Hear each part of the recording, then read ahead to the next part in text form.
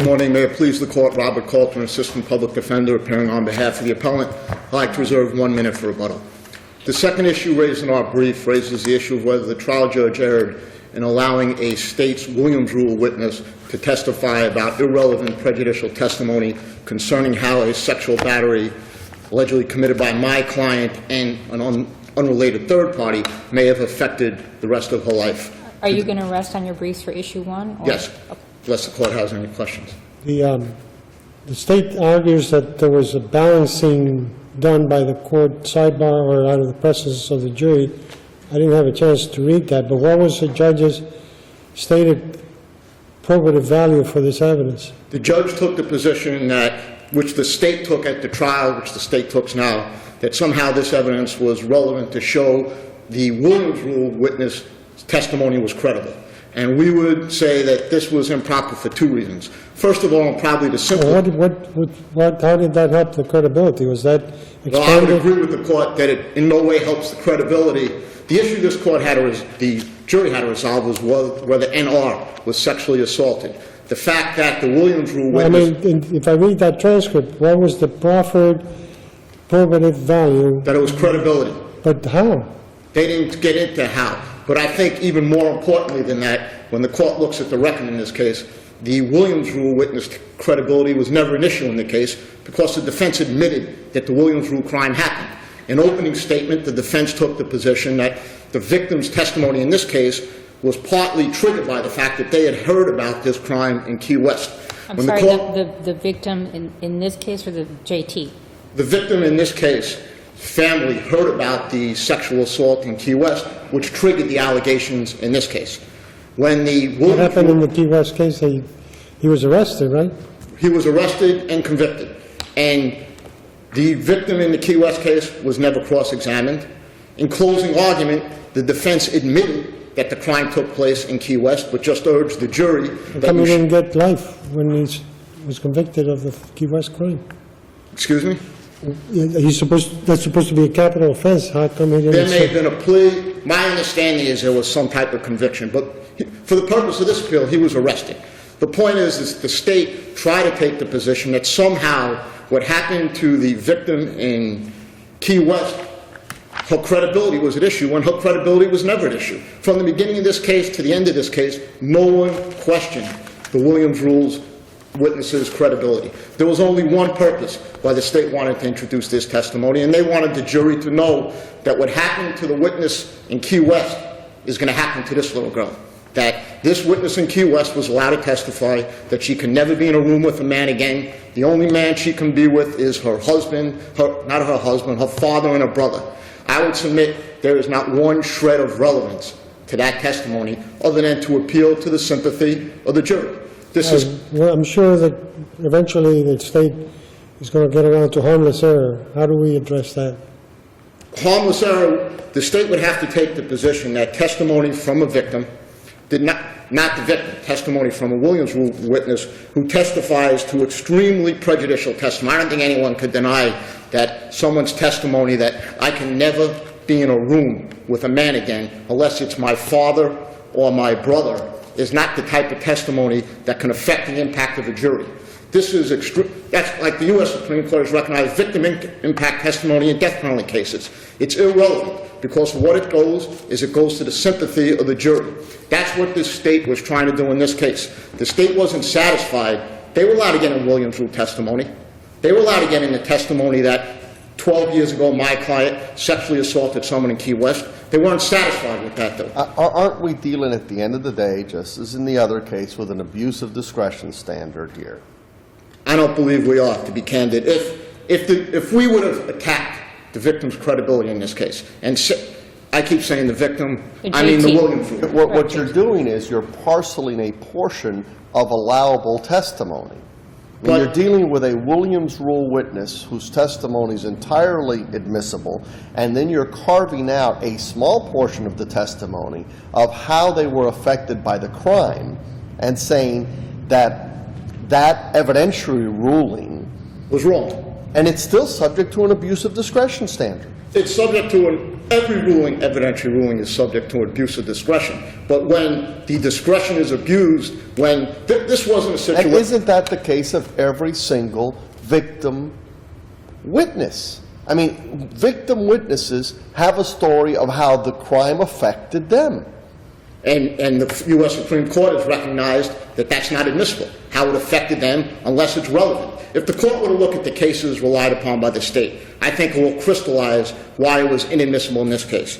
In the Pankin case, for instance, it's a child abuse case, and the defendant's defense at trial is that the child got accidentally burnt. The state's allowed to introduce testimony that every time the child goes into the bath, the child screams, hot, hot, hot. What that did is it went exactly to the defendant's defense and refuted the defense, so it was relevant. So what happened to that child abuse victim was admissible. In Blackman, the defendant is charged with rape. The defendant's mother testifies that subsequent to the rape, the victim's grades dropped and the victim had hygiene problems, and it was relevant to see whether, in fact, the victim was raped. It wasn't being introduced to just get the sympathy of the jury. In the Thompson case, these are all cases cited by the state. The defendant's defense at trial is a consent to rape. The state introduces testimony that the victim refuses to sleep in her bedroom anymore. That refutes the fact that she consented to the sex. In this case, there is not one shred of relevance to what happened to a woman 20 years ago. Not only would there be no shred of relevance to that, in this case, it's even more irrelevant in lieu of the fact that... it was the same crime. And that was admissible. Modus and operandi and we're not objecting to that coming in. They had the right to introduce the Williams rule evidence. They had the right to introduce testimony. What's your critique of the evidence coming in is that, as Judge Cortina says, that portion where it says, how did this crime affect you? Right, and there was a long hearing after that, so this wasn't a matter that it was all merged in together. They got in the admissible Williams rule testimony, which no one is arguing. They then go and say, how did this affect you in the future? Defense counsel then objects. The state says that somehow it's relevant to show the victim's credibility, which it's hard to imagine how it would be relevant to show the victim's credibility in lieu of the fact that this victim admitted that she had been raped by someone unrelated to the defendant. So even, let's say, somehow the Williams rule testimony, the fact that a Williams rule witness says that 20 years later, I can't be with any man, I can't be with anybody. We don't even know if that was caused by the defendant because she admits she was raped by some unrelated third party. But most importantly, the state argued vehemently, just like the state's arguing in their brief now, that it was relevant to show the witness's credibility. And witness's credibility was never in dispute. But why can't it be relevant for completeness of the testimony? I mean, it's like taking a victim who had some injury and then having to stop the testimony that I got stabbed. And then not being able to say, well, an ambulance came and took me to the hospital. And somehow the fact that an ambulance comes and takes you to the hospital, in your view, becomes reversible error. I don't believe so, because when the ambulance comes to take you to the hospital, that's part of the crime. The U.S. Supreme Court has held that victim impact testimony is irrelevant. You don't have the right to introduce testimony how the crime affects a victim, especially in this case when we have an intervening rape committed by someone totally unrelated to the defendant. And when the state never took the position that Your Honor is taking. This victim then was raped twice, or the Williams rule witness was raped twice. She was molested as a child and then was raped as an adult, or what? It's unclear when the subsequent rape was committed, but it was not committed by my client. You're saying there was actually no cross-examination of this victim by the defendant? No cross-examination. In opening statement, it was admitted that the crime took place in Key West. In closing argument, it was admitted that the crime took place in Key West. Yet the state argues to the trial judge, of course, the only reason they could argue is, well, Judge, we need this to establish the credibility of the Williams rule evidence. And I would submit to you that how could it possibly be admitted for that reason when her credibility was never an issue in the case? It was meant for one purpose only. It was meant to prejudice this jury, to let this jury know, you see what happened to this 20-year-old girl? Now, this was not repeated again in closing because how it affected her. That was just one moment in time in the trial, correct? I believe that's correct. I don't think it was repeated in closing. I don't think they needed to repeat it in closing.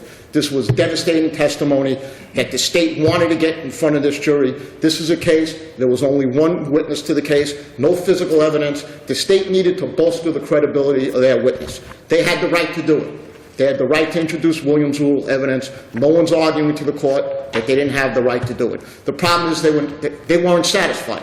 They needed more. They wanted to get before this jury this devastating prejudicial testimony that was inadmissible, especially in lieu of the fact that the victims, the Williams... But you're taking a portion of it. The devastating testimony is the Williams Rule testimony. That's what's really devastating. It's not this. I mean, if you take in the scheme of the testimony, what's really devastating to a defendant, it's not the impact. It's the Williams Rule testimony that's very devastating. The fact that we have the same fact pattern involving this same defendant. There is no question that that testimony is devastating. But independent of that testimony is testimony... But Williams Rule is by itself prejudicial. I mean, that evidence is not just probative, but it's prejudicial. It's always going to be prejudicial. And so here, exactly, what is the harm? Because, as Judge Cortinez is saying, it always is, the Williams Rule evidence in and of itself is prejudicial. And Oz testimony was also prejudicial. There's always prejudicial testimony in a trial. The point is, you're allowed to introduce legal prejudicial testimony. You're allowed to introduce relevant prejudicial testimony. What you can introduce is, I will never be around men alone again. I do not trust men. I am afraid to be by myself at any given point. I do not like anything about men. Why was this introduced? That was introduced to show this jury, you see that little cute little 7-year-old girl? She's going to have the same exact fate that this Williams Rule, and the U.S. Supreme Court has held, that's inadmissible. You can't do that, because it... You've gone over your time, so... Thank you, Mr. Calford. May it please the Court, Forrest Andrews on behalf of the state of Florida. Morning. The reason why this evidence was introduced was to establish the credibility of JT. Yeah, but you say in your brief that this is admissible because the trial court gave a curative instruction and the testimony was not made a feature of the case. So when the rules of evidence is inadmissible evidence admissible because they give a curative instruction and it did not become a feature of the case? Well, it's part of the Williams Rule evidence, 94. Yeah, but they're not challenging the admission of the Williams Rule evidence. I just don't, what was the probative value of this evidence? Are we now going to allow every victim to come in, and I was a victim of a robbery, now I can't sleep at night, I have nightmares, we don't normally allow that kind of evidence. What is the probative value of the evidence in this case that she has all these problems with men and is forever scarred by the incident? Well, on the unique facts of this case, it comes in because, number one, credibility is always an issue for any type of witness. And then How does it help her credibility? because really what the jury is going on here is based on her words, based on her testimony. There's no physical evidence. It's the case in every victim that comes to court. A lot of times, that's credibility is important. But where does it bolster her credibility? Take me through that reasoning. Because it's showing that, here we have a witness who, every witness, every victim testifies differently. Some people go through traumatic experience, may break down on the stand, some are perfectly calm. The people who are traumatized are more credible than people who are not traumatized? The point that I'm trying to make, and that the judge properly did this outside the presence of a jury rather than... I'm just trying to follow how the reasoning is for somebody who's been traumatized being more credible than somebody who's not been traumatized. Well, I think anyone who's a victim of a crime is going to be traumatized, period. The issue is whether or not, in this situation, as the trial court noted, she was not hysterical, she was not sobbing, she articulated... This is 13 years later. In a composed... I think if you're a woman and you are raped, I think you may not forget that incident. Right. And it's part and parcel with that experience, and also the fact that we don't have the physical evidence to corroborate that, and the jury has to determine her credibility. And so this is what's, because the fact, maybe some jurors may say, well, because she's not crying and this is such a traumatic experience, why is that? And But apparently it was an intervening rape. That really I'm not sure exactly when that happened. It really wasn't developed because it was excluded, and he mentioned that was excluded pre-trial. I mean, we're dealing with a 13-year-old incident, right? Right. I mean, it's very natural that that person would not be hysterical 13 years later, and not crying 13 years later. She's not 20, she was 7 at the time. I just don't understand if there's no cross-examination, nothing to rehabilitate her for, because they have not challenged her credibility. In fact, an opening statement, apparently they admitted that this happened and he was convicted of it. So how does this bolster the credibility of this witness when she hasn't even been challenged? Really, that's really the reason why is because the fact that she has this, the fact that it affected her in this way tends to show that she is being truthful about it, since there's really nothing else to corroborate what she is telling the jury. And so that is the reason why. So then in every victim of every case that comes in and doesn't break down on the stand, then we can let the state ask, how has this affected you? How has the robbery affected you?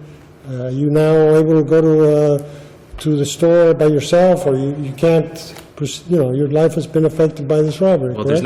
I'm not suggesting it's a per se rule. It has to be a case-by-case basis. And just like in this case, the trial court did this outside the presence of the jury in order to evaluate what her testimony would be, what the probative value would be, and after engaging in this proffer outside the presence of a jury, this is what she determined to be.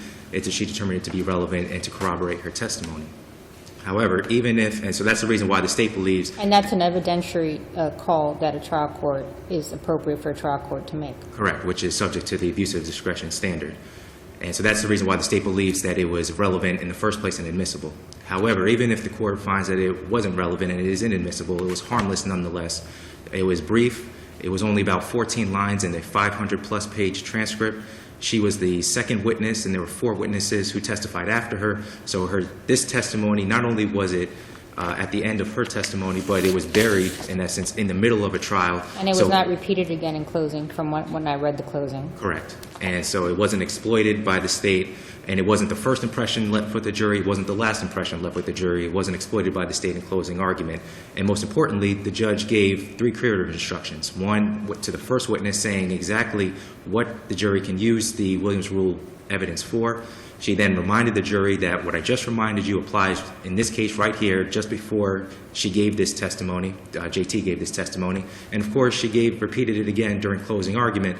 So because a jury is presumed to follow a court's instruction, and there's nothing in the record to indicate that it disregarded the instruction, we can't speculate, as the defense is doing in this case, by saying that the state wanted to do this to say that because it happened to JT, it happened to NR. No argument was made in this case to substantiate that, and the state explicitly said, if this comes in, we're not going to make a feature of the case, and they were true to their word, so there wasn't any, they didn't compound any error if there was error. And so if Your Honors have no further questions, the state will ask that it affirm the defendant's conviction. Thank you, Mr. Andrews. I'd like to deal with several things. The curative instruction. The curative instruction was not towards this testimony, it was towards the Williams Rule testimony. In this case... Right, but this was part of the Williams Rule Right, testimony. but You can't, the problem I'm having is that when a Williams Rule witness is going to testify, there is the Williams Rule instruction, curative instruction that's given, and it doesn't have to be repeated. It's clear that this witness is testifying, this is the curative instruction that's given. The problem is that you want another special instruction for this. No, I don't believe we want another special instruction. We didn't want, when we objected to irrelevant testimony, for a judge to overrule the objection and let the jury hear it. Williams Rule, what Williams Rule is when one person commits a sexual battery, in this case. The courts, through years, have determined Williams Rule is that you can introduce a similar crime because it's relevant to show what happened to A happened to B. Motive, intent, whatever you want. What happened to A happened to B. So they had the right to introduce what happened to A, which was a sexual assault, and what happened to B, which was a sexual assault. After that Williams Rule came in, that doesn't mean that the Williams Rule witness now is free to testify to anything she wants. After that testimony came in, the state then chose to go further and go to the jury. All right, now let's have victim impact testimony. Well, but let's say an example of another Williams Rule testimony, which would be a woman who is being abused by a former husband, a current boyfriend, she gets raped or she gets beaten, but then she gets murdered. And so the Williams rule evidence is presented in order to show that he beat her before, and it's normally a friend or a family relative who then says she was afraid for her life and she thought he was going to kill her. And that is allowed. That's allowed. The murder well, would not because be allowed, obviously though. the victim in that case is But now dead. In your hypothet, if in the first case there was no murder, the murder wouldn't be allowed in the second case. So the point is, just because you allow Williams rule testimony doesn't mean, all right, after that it's a free-for-all. Now Williams rule, we've determined Williams rule, so now this Williams rule... Right, but in that Williams rule, they're allowed to testify as to what the victim was feeling. The victim was afraid, the victim was concerned, No, the they're victim not. was concerned that they I were would going to submit- be killed. That's what the law is. In those kinds of cases, you are allowed to have that testimony presented because it shows motive, intent, and the fact that that person was afraid for their lives, and in fact were correct to be afraid for their lives because now they're dead. But You yeah, have- there are cases where if the victim doesn't report the crime and you can show that that's the reason, and the defendant has been pounding on the victim because she didn't report the crime, then the fear is They will relevant. come in. This case, there is no dispute that the woman in Key West was sexually assaulted. It was admitted by everybody in this trial. The question is, they then introduced the fact that that woman is unable to ever be with a man again. The question really becomes now, how is that relevant to whether NR is telling the truth about whether she was sexually assaulted? There is not one shred of evidence to that. The first Williams rule part was very relevant to show that NR was sexually assaulted. How the rape affected the Williams rule witness had no impact on whether NR was raped. None whatsoever. There was a long hearing, and the state keeps saying that it was brief and it was only 14 lines. The question is, why did they argue for 6 pages to get it The in? introduction of the evidence was not to show, bolster the credibility of NR. It was to show that the Williams rule victim Was telling the truth? credible. That's after the defense lawyer in opening statement said the Williams rule witness is telling the truth. That's after closing argument. The Williams rule witness is telling the truth. That's no cross-examination of the Williams rule witness. That's, with all candor, that's fantasy. That's not what happened in this case. Nobody, if we would have said that the Williams rule witness was lying, they would have had the right. If we would have attacked the Williams rule witness, it never happened. In opening statement, we said, you're going to hear evidence that something happened in Key West. It happened. There was no credibility in this case. That's just a way to try to get in evidence that was inadmissible, that the state now says was inconsequential, but the state attorney didn't think so, because for 10 pages, the state attorney was arguing for its admission. But wasn't one of the things that was brought out during voir dire that a child could lie and that a child may not be credible? Their testimony may not be And we were credible? taking the position that NR was not credible. Nobody was taking the position that this 20-year-old girl was not being credible. She wasn't a child, and we never disputed her credibility. We were disputing NR's credibility. And if they would have introduced testimony from NR concerning that she refused to be in a room by herself anymore, any conduct that NR may have had after the rape would have been relevant to whether NR was raped. What happened to the Williams rule witness had no relevance to what happened to NR. Thank you. Thank you. Figueroa versus State?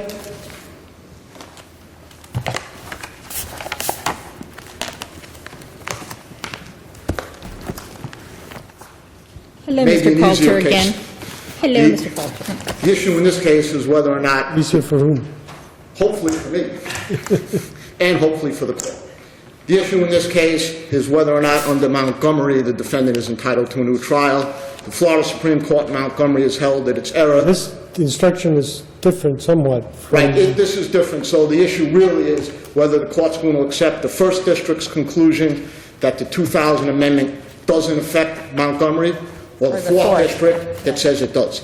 I would submit that the First District, which issued the original Montgomery decision, is correct, because what you have in its best light is the new the 2008 instruction, and it's important to note that in 2010, obviously the Florida Supreme Court didn't think that the 2008 amendment cured the problem, because in 2010, the new instruction has nothing, no mention of the intent to kill. What happens in this case, the jury is told, in order to find the defendant guilty of manslaughter, you have to find that the defendant has the intent to kill. I guess my problem, and it's not really with it's really the Supreme Court, which is here they have in 08 the committee specifically asking them to replace the term intentional, and they don't approve of the committee's proposal. It's sort of bizarre. And then in 2010, they Issue Montgomery. they issue new instructions. And then the fourth is now saying, well, because it was based on the 2008, we're going to find that it's harmless. And then the first goes a different route, and so it's a little taxing. Well, I would submit that either way, I would imagine that it's going to have to be resolved by the Florida Supreme Court. Either if the court rules consistent with the first district, which I think is correct, because let's take the argument in the state's best light now that we have Montgomery. We know that the jury is given an improper instruction. They're told that in order to convict the defendant of manslaughter, you have to have the intent to kill. Subsequently, they get an instruction that maybe alleviate the problem from that instruction. We have no idea which instruction the jury relied upon. But the state now is taking the exact language. There's a section of the 2008 where they talk about premeditation, but in order to be premeditation, it doesn't have to be there the intent to kill. He had to do the intent to do the act that caused the death. That arguably is a proper instruction. So what we have with the 2008 amendment is an improper instruction followed by arguably a proper instruction. And what the first district properly recognized is there's no way of knowing what the jury relied upon. They are told, we know for sure. When the jury is originally told, in order to find the defendant guilty of manslaughter, you have to find that he had the intent to kill. Montgomery is held, that's fundamental error. The fact that there's a subsequent instruction which may alleviate the damage of that instruction doesn't change the fact that the jury may have relied upon the initial instruction. I know I'm going around in circles, but it appears that the jury is improperly told in this case that in order to convict the defendant of manslaughter, you have to have the intent to kill. We would submit that the first district's opinion in Rizzo v. State should be controlling in this matter, that the 2008 amendment doesn't alleviate the problem, which is best evidenced by the 2010 amendment. The 2010 amendment eliminates all of the problems. Thank you. Thank you. Thank you, Mr. Colton. Morning, Your Honors. May it please the Court. Douglas Clay, counsel on behalf of the State of Florida. The 2008 here amended instruction clarified for the jury that intent to kill was not required. That may be, but what happens when you're given an instruction before that says that it is required? Well, Your Honor, I think you look at it in a reasonable juror, the way they would read it, right, the second element says intentionally caused the death, so it gives the impression to a juror. That's why Montgomery is Montgomery, is they said it suggested intent to kill. But then a jury's reasonably, I think a reasonable person is going to read the second paragraph, and it says, in order to convict, only an intent to commit an act which caused the death is required. You know, an intent, it is not necessary for the state to prove the defendant had a premeditated intent to cause death. So I think it explains it for the jury. We have the clarifying language in the 2008 amendment. And we had especially those words, only an intent to commit an act which caused death. That was not the instruction that was given in Montgomery. So we definitely do not have a Montgomery It's clear in this situation. case that you followed, the state followed, well, not the state, the parties, because really there was no objection by the defense, because these are the Correct. standard jury instructions at the time that it was stated. Yeah, this was authorized. This was an authorized instruction that was given. In 2008, the Supreme Court said, we hereby authorize this instruction. Now, it also said, Well, right, it's bizarre because, again, they specifically, the committee Right. for the rules said, we're proposing that you eliminate the term intentional, and the Supreme Court says, we don't approve of the committee's proposal, and instead they modify. So, I mean, it's very problematic. Where I assume your position is that the first district went wrong is in saying that the instruction erroneously stated intent to kill was an element of manslaughter. I would think your position is that's nowhere said in the instruction. Instead, it said intentionally caused the death of blank, not intent to kill. Oh, correct. And that's the error in the first district's opinion. Correct, but in Riesel, you're speaking about the Riesel opinion now? Yes. Well, I think the key issue that this court should look at, it's material. What the Riesel says is, we think it's materially, it's no materially different. There's no material distinction or the material difference. And I think that's the Well, issue. they said it's no material differences, but the reason they say is because it says that here too, it erroneously stated that intent to kill was an element of manslaughter. Intent to kill, that's nowhere in the instruction. I mean, I think they just didn't read it. Correct. Because in fact, it specifically says that the intent there is To cause the death. to cause an act that causes death. That's Right. where the intent is, and that's why it's sort of, Well, correct. We have the clarification here, but the overall issue, obviously, for your honors, is it fundamental error? That's what we have. And I've cited a notice of supplemental authority, which I gave counsel this morning, which in this case, the reason the state is saying no fundamental error, because alibi was the defense. The intent to kill or not, that was not an issue at all. It wasn't disputed. In opening statement, the defendant stated, defense counsel said, a murder was committed, but the state's not going to be able to prove that defendant was the one who committed it. And then defendant testified in this case, and he says, hey, I was at work at the time of the killing. So it was a pure alibi defense. Intent to kill was not an issue in dispute. And there's cases from this court, there's a case from Florida Supreme Court that says when there's a problem with the jury instruction that deals with something that's not an issue in dispute, it's not fundamental error. And that's like I said, I won't repeat the name of the cases, but there are 3 cases I've cited in my notice supplemental I authority. have a question I can ask Mr. Coulter too, but the 2010, they were authorized on an interim basis because there was going to be commentaries and comments asked by the public. Do we know yet, are these the final instruction now for manslaughter? Well, as I recall, I think they're effective upon submission, or at the end of the case, or I forget the language, but they're effective, and then I think they allow Well, there's 60 parties days. to There's make 60 days for comments. It says it's Correct. being issued on an interim basis, but my question is, Oh, okay. Is it final? Do we know? Right, as I believe they are, but I'm not positive. Correct. I don't know if there's been any. Sometimes maybe some committees may file proposed instructions, but yes, I'm familiar with that. I'm sorry, but again, the state would just submit that here that even if there was some kind of an error in that, and the second element, I mean, it clearly doesn't rise based on the instruction given here. It doesn't clearly rise to the level of fundamental error. So, Right. state would ask for an affirmance. Thank you. In the Florida Supreme Court case, Montgomery, which is controlling, the jury instruction is the victim, this is the instruction that was disapproved. The victim is dead. In our case, Johnny Cuevas is dead. 2, a defendant intentionally caused the death of a victim. Anthony Figueroa intentionally caused the death of the victim. Florida Supreme Court held that is an improper jury instruction. Correct. But now you have a clarification Now of in the what bottom, intending. you have where they go, in order to, of manslaughter by intentional act, it is not necessary for the state to prove that the defendant had a premeditated intent to cause the death. But when the jury is told what the elements of the crime are, Right, but and I understand the argument here, but even in Montgomery, they say, since Montgomery's trial, this court has approved an amendment to the standard jury instructions that deals with the amendment that we're dealing with here now.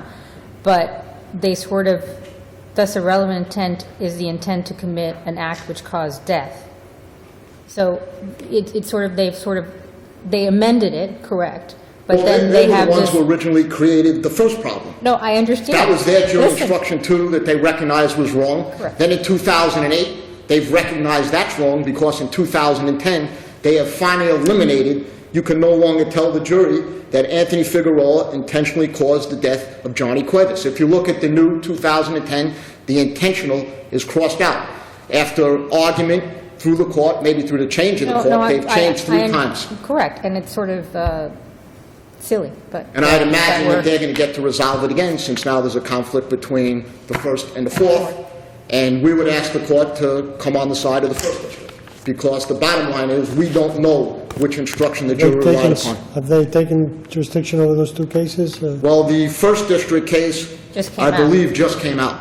So I don't know if it's gotten to the stage of where they've taken jurisdiction. I don't In the think alternative, I anyone- would ask this court to certify to the Florida Supreme Court. There obviously is a conflict. We think you should rely on the first district's interpretation. Thank you. Thank you to both